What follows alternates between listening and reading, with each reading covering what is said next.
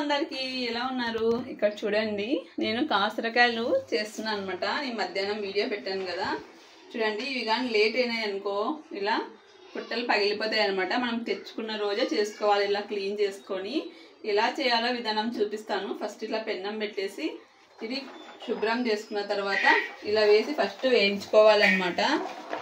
బాగా వెడల్పుగా అనుకొని నిదానంగా సిమ్లో పెట్టుకొని కొంచెం ఆయిల్ వేసుకుంటూ ఫ్రై చేసుకోవాలి. మనము కొంచెం ఆయిల్ వేసేసి నిదానంగా స్లోగా వేయించుకోవాలన్నమాట. ఫ్రై కోసము ఒక 4 ఉల్లిగడ్డలు కట్ చేసి పెట్టానండి. కరివేపాకు తీసుకున్నాను. ఈ పొడి అయితే గుడ్డలు వేయించి ఎల్లిపాయలు మిక్సీ పట్టుకున్నాను అనమాట. ఇది చాలా మెయిన్. మనకి పప్పులు కూడా పట్టుకోవచ్చు, కానీ బుడ్డలు వేస్తే చాలా టేస్టీగా ఉంటుంది ఫ్రై. చూడండి, ఇలా కలుపుతూ ఫస్ట్ పెన్నం మీదనే వేయించుకోవాలి. పెన్నం మీద వేయించుకుంటేనే బాగుంటుంది. కొంతమంది ఉడకబెట్టుకుంటారంట, కానీ అది ఎప్పుడు తినలేదు మేము. అంత మెత్తగా అయిపోతాయి. ఇలా అయితేనే ఫ్రై చాలా బాగుంటుంది.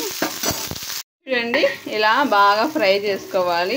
ఇలా కొంచెం స్లోగా ఫ్రై చేసుకుంటే మనకి ఇలా వచ్చిన తర్వాత సపరేట్గా పక్కన ప్లేట్లోకి తీసుకుందాము. ఇప్పుడు కడాయి పెట్టేసి ఆయిల్ వేసుకున్నానండి. కొంచెం ఆయిల్ బాగా హీట్ ఎక్కిన తర్వాత పోపు గింజలు వేసేసుకున్నాము. ఇలా కొంచెం బాగా ఫ్రై అయిన తర్వాత ఆనియన్స్, కరివేపాకు వేసేద్దాము. వేసేసి బాగా ఫ్రై చేసుకోవాలి.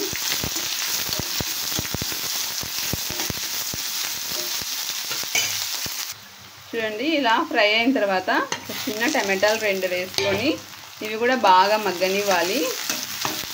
టమాటా మీ ఆప్షను. టమాటా వేసుకుంటే కూడా కొంచెం టేస్ట్ బాగుంటుంది. ఇలా ఫ్రై అయిన తర్వాత పసుపు, కారం, ధనియాల పొడి, సాల్ట్ వేసుకొని బాగా కలపాలన్నమాట.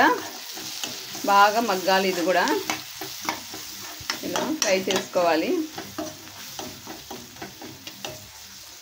కొంచెం సేపు ఫ్రై కానివ్వాలండి. ఇలా ఫ్రై అయిన తర్వాత చిన్న కాసరకాయలు వేసేసుకొని బాగా కలుపుకోవాలి. చాలా ఈజీ అండి. కొంచెం ఓపిక తెచ్చుకొని చేసుకుంటే చాలా టేస్టీగా ఉంటుంది. ఆనియన్స్ ఎంత వేసుకుంటే అంత బాగుంటుంది. ఇప్పుడు చిన్న కాసరకాయలు కూడా వేసుకున్నాం కదా. ఇందాక మనం బుడ్డల పొడి పట్టుకున్నాం కదా, ఎల్లిపాయలు బుడ్డల పొడి వేసుకొని ఇలా వేసుకొని కలుపుకోవాలన్నమాట. ఈ పొడి ఇంకా టేస్ట్ ఇస్తుంది. కోయలో కొంతమంది పప్పుల పొడి కూడా వేసుకుంటారు. మేమైతే బుడ్డల పొడే వేసుకుంటామండి. చూడు, ఇలా కలిపేయాలి. ఇంకా అంతే. 1 నిమిషం అట్లా మగ్గబెట్టేసామంటే ఎంతో టేస్టీగా ఉండే కాకరకాయ, చిన్న కాకరకాయ ఫ్రై రెడీ. చూడండి, ఈ వీడియో నచ్చితే మాత్రం ప్లీజ్ లైక్, షేర్, సబ్స్క్రైబ్ చేసుకోండి.